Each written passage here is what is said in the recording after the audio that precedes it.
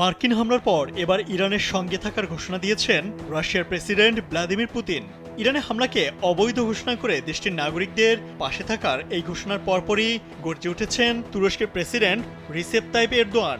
ইরানে কোনো ধরনের হামলা সহ্য করা হবে না বলে সাফ জানিয়ে দিয়েছেন তিনি। ইরানের এই দুর্দিনে হাতে গোনা যে কয়েকটা দেশ তার পাশে দাঁড়িয়েছে, তার মধ্যে অন্যতম রাশিয়া। ইরানের পারমাণবিক স্থাপনায় সবশেষ হামলার ঘটনার তীব্র নিন্দা জানিয়েছেন রাশিয়ার প্রেসিডেন্ট ভ্লাদিমির পুতিন। যুক্তরাষ্ট্রের চালানো হামলাকে বিনা উস্কানিতে আগ্রাসন বলে অভিহিত করেছেন পুতিন।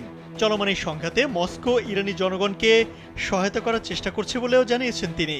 রুশ প্রেসিডেন্ট বলেন, রাশিয়া ইরানি জনগণকে সহায়তা করার চেষ্টা চালিয়ে যাচ্ছে। তিনি এই হামলাকে অযৌক্তিক বলেও উল্লেখ করেন। এদিকে শুরু থেকেই ইরানকে সমর্থন দেয়া তুরস্ক ইরানের বিপদে চুপ থাকেনি। মার্কিন প্রেসিডেন্ট ডোনাল্ড ট্রাম্পের দিকে আঙুল তুলে হুঁশিয়ারি দিয়েছেন তুরস্কের প্রেসিডেন্ট এরদোয়ান। ইরানের সার্বভৌমত্বের উপর হামলা কখনোই সহ্য করা হবে না বলে সাফ জানিয়ে দিয়েছেন এই তুর্কি প্রধান। সোমবার তুরস্কের রাষ্ট্রীয় সংবাদ মাধ্যম আনাদোলু এজেন্সি এ খবর জানিয়েছে।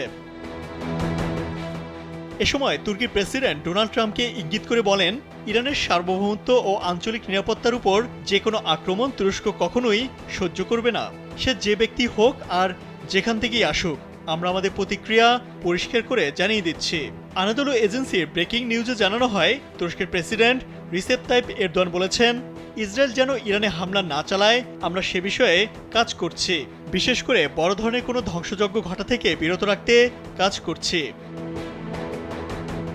সম্প্রতি যুক্তরাষ্ট্র অপারেশন মিডনাইট হ্যামার নামে একটি সামরিক অভিযানে ইরানের ফোর্দো, নাতাঞ্জ ও ইস্পাহানে হামলা চালায়। এতে বিশেষ ধরনের বাংকার বাস্টার বোমা ব্যবহার করা হয়, যা ভূগর্ভস্থ স্থাপনায় সরাসরি আঘাত হানতে সক্ষম। ইরানে যুক্তরাষ্ট্রের এই হামলা 1979 সালের ইসলামী বিপ্লবের পর ইরানের সবচেয়ে বড় আঘাত হিসেবে বিবেচিত হচ্ছে।